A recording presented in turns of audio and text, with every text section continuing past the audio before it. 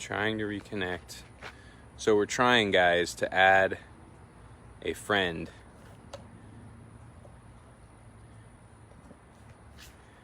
to this video today. Allow your viewers to request to join you as a guest in your broadcast. So, Cheryl, if you can join as a guest in my broadcast.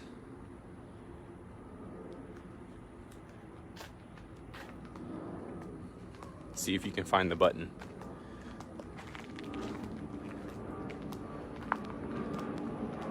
Meanwhile, if we don't figure this out today, that's okay. I got backup content just in case. Hey guys, I'm Tony. Today's September 16th. We're past the halfway point in Pediatric Cancer Awareness Month in September.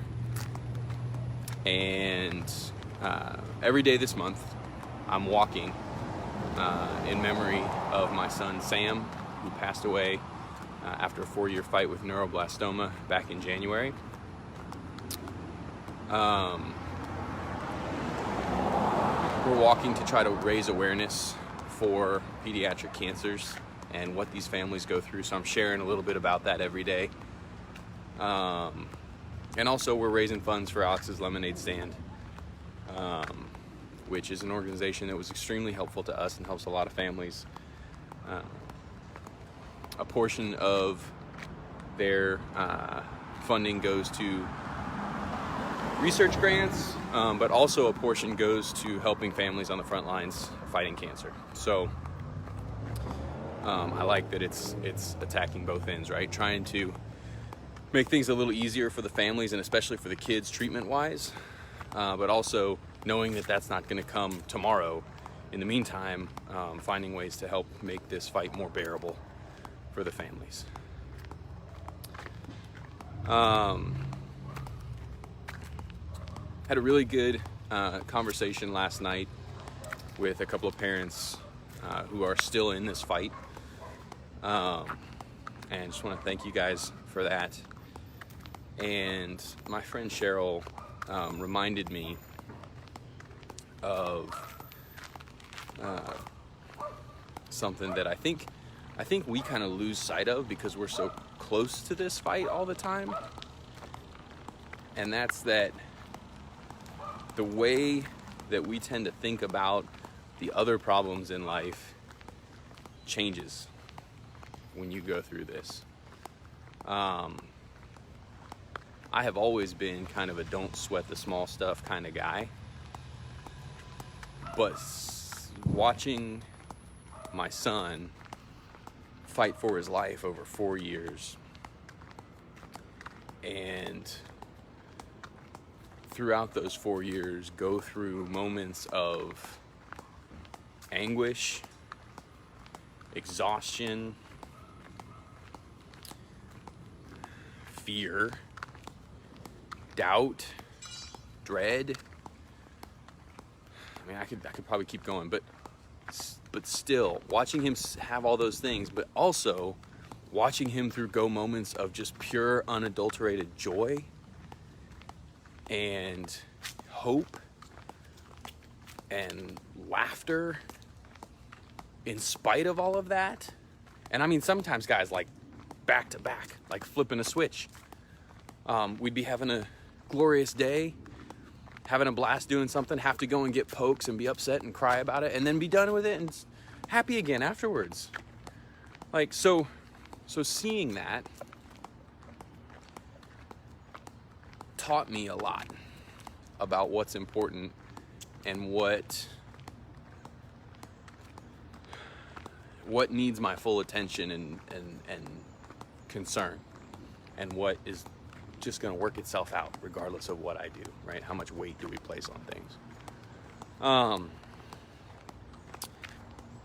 There we go. Sorry, had a call come in. Cheryl had a post a couple of years ago, and she was talking about her calibrator. You know, when you calibrate something, if you're using a tool, you calibrate it to make sure that the settings are correct before you start, right? It's like setting the guidelines for what you're doing. And I think for us, you know, she talks about in her post when she's having a rough day and doubt creeps in, or fear or exhaustion, you know, she turns to her calibrator to remind her of what she's already been able to survive, what she's already been able to do. And, you know, I think that that's a really interesting approach, a great approach that a lot of us could really use.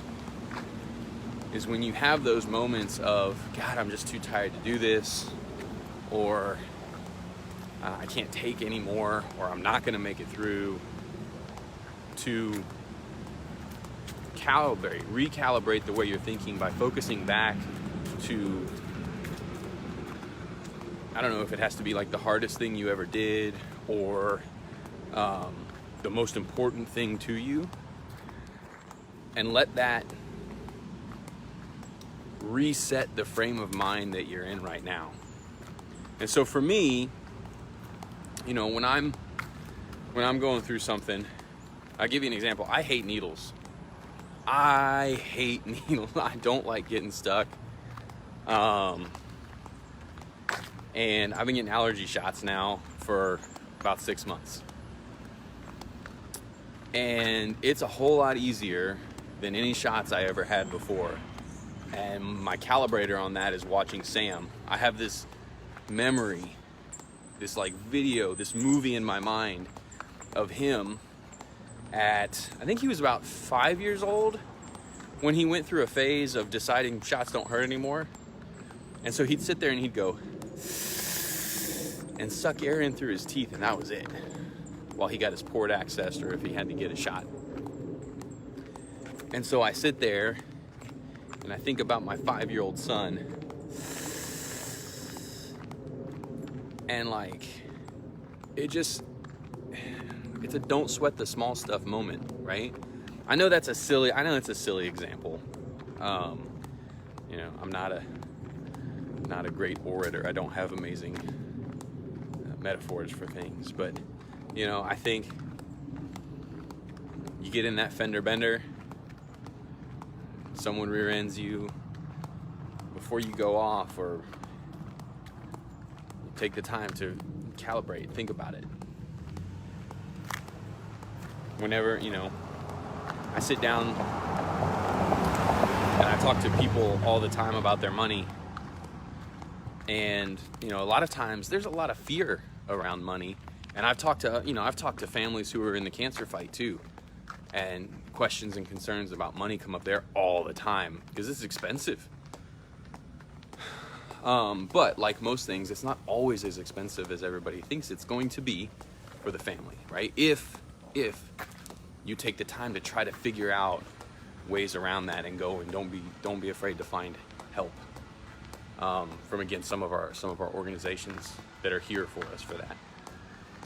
But we talk about money all the time, and they have this fear of, you know, I just don't think there's going to be enough, or what if this happens, or what if that happens. And I try to help them recalibrate by just saying, okay, let's do that movie in your mind moment.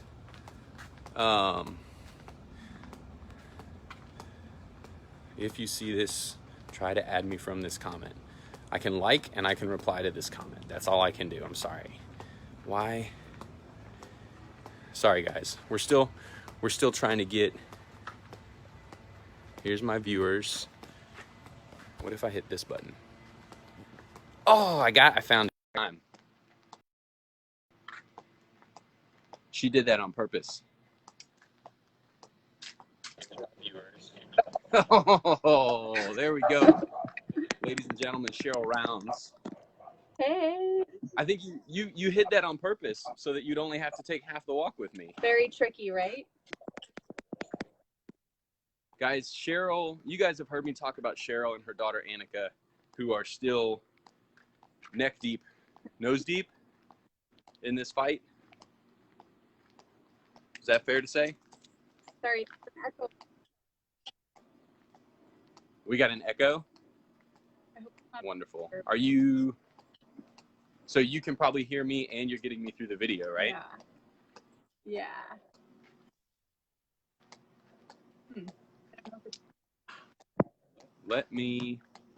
Next time we'll try with headphones and see if that helps. How bad? You let me know from your end and let me see. If it's too bad, then we'll do this next time.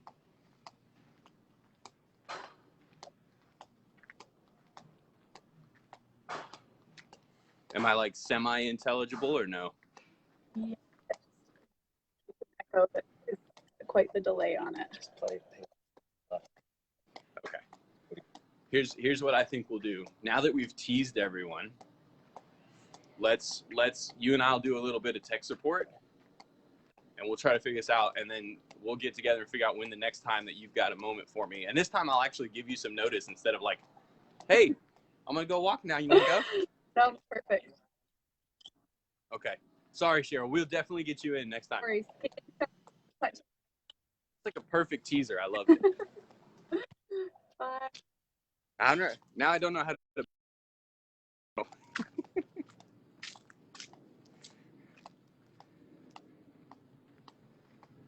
What was I talking about? I was talking about your post, actually, and just using the knowledge of how tough life really can be to remind myself that whatever I've got going on today is not that tough.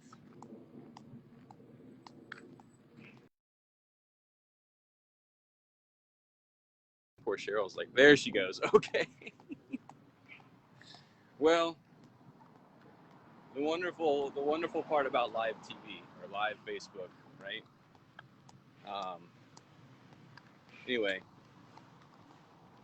it's a reminder that, you know, even like the money stuff or whatever you have, you know, on your mind, when it's really bad and you don't think you can get through, go back and watch video number 2 where I described Sam's story, or go and, you know, read Annika's wall. Go and look at some of these stories, and, you know, even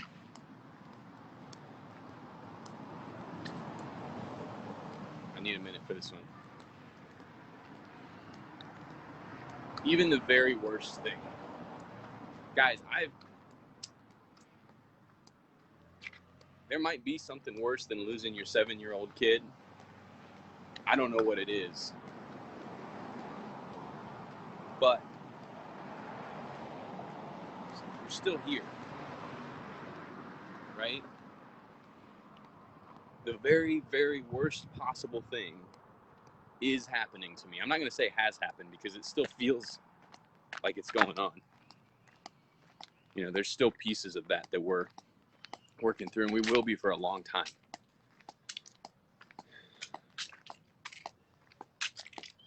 But it's not, you know, there's nothing is the end of the world until it's until the actual end of the world or your time on it, you know? So if it's really bad, take a moment. Think of Sam in your corner cheering you on, because I guarantee he is. That's what he does. He was such a cheerleader for everybody. And a breath. And, you know, go back to something I said a few videos. All you got to do, set one foot out of bed and then the other foot out of bed, and off you go. Right? Doesn't mean it's going to be easy, right? There's easy days and there's tough days. But even a tough day is not the end of the world. I don't want to muddle the message too much. I know we've been talking a lot about Alex's lemonade stand and raising funds. Specifically for my friends in North Texas. I know a lot of y'all are all over the country, and I mean all over the world. Hey, let me talk about that. We had in every continent except for Antarctica, we had people praying for Sam in every major known religion. Friends in Asia, Africa, Europe, South America, they were all represented, which was amazing. I love y'all so much. I really do. How does one 7-year-old kid brings so many people together. Like, we can't get together on almost anything. If you look at people around you, it's hard to get together on almost anything. And one 7-year-old kid did it. All right. Specifically for my North Texas people, I would feel remiss if I didn't point out that tomorrow, it's the 17th, is North Texas Giving Day. Guys, here in North Texas, we have an event called North Texas Giving Day. There's a lot of charities on the North Texas Giving Day list, and charitable donations to those organizations through the Giving Day site are matched.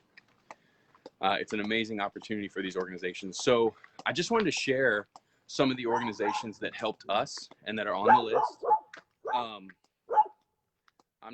You guys, I have thought myself on whether I talk about other organizations other than Alaka's Lemonade Stand when we do these videos, because we are raising funds for them. But I gotta tell you, I feel like y'all are adults. You can make your decisions about where your money goes. But I'm just gonna, I want to tell you about these places. So we'll go in reverse order. We're gonna start with the Grief and Loss Center. After Sam died, I got a lot of warnings from people about, hey, just, all kinds of other messages from them too, but a lot of people mention, hey, watch your marriage. The numbers after something like this are not good. And I got to tell you, first of all, Maud and I are stronger than ever. And I think part of that is because we're both smart enough not to try to be each other's therapist. We talk about Sam and our feelings to each other a lot, but the North Texas Grief and Loss Center was one of the first places that we turned as a resource on how to deal with this, for education, some group conversations with people who have also lost. And so all that doesn't cost anything for people who need them. And so they definitely need support. They're on the North Texas Giving Day list. Carson's Crusaders, the Carson's Crusaders Foundation. This is a family foundation. And when we were in the hospital, I remember they donated things like gas cards and parking passes to offset the cost of all the hospital visits for families. They also organize family events and small gifts and stuff for the kids and their siblings, just to know that people are thinking about them and rooting for them in their corner. You guys can, I don't need to read your websites. You can Google these. If you're looking for one, send me a message and I'll send it to you. Camp I Hope. Guys, Camp I Hope is amazing. I think if we do figure out the split screen thing, we're going to have somebody come talk about Camp I Hope. But it's a summer camp, week-long summer camp, specifically for kids who are fighting cancer, survived cancer, and their siblings. Emmy has gone 2 years in a row. Absolutely loved it. This year would have been Sam's summer, and we were all very disappointed. It's run by Medical City Dallas, or connected to Medical City Dallas, I should say. And so a lot of the nurses and stuff that we know are counselors there, and Emmy just had a blast. And it gives kids a chance to go somewhere and do a normal thing and live a piece of normal life. Every kid should get a chance to go to summer camp. And if the kid doesn't have any hair because of chemotherapy, or if the kid needs some medical treatments, they shouldn't have to answer other campers' questions about that, right? They should feel normal when they're at camp. And that's what Camp I Hope does, right? You can go to a camp, everyone around you has seen it or done it, right? So they know. The Sadie Keller Foundation is one that started out of Dallas here. Sadie was a cancer patient. She's a cancer survivor, pediatric cancer survivor. And if I remember correctly, her story started because there weren't crayons at the hospital that she wanted. So she started collecting crayons and getting them donated to hospitals, and that has turned into a large organization. They also give milestone gifts to the kids. So if your cancer kid completes a big piece of treatment, you can apply to the Sadie Keller Foundation for a milestone gift, and they'll try to supply that for you. It's a really, really amazing organization. Team Mercy, teammercy.org. They provide resources for the loss of an infant, child, etc. Thank you, Cami. Cami just reminded me the motto for Camp I Hope is choose joy, right? A conscious choice. Kind of fits into the conversation earlier. Nice. And then Heroes for Children. Heroes for Children is an organization here in North Texas that they provide financial support for families and some other things. But my favorite thing that Heroes for Children does is they do a couple holiday parties for all these kids a couple times a year. My kids have gone to Easter egg hunts with them, Halloween night at the Perot where everybody's in costumes.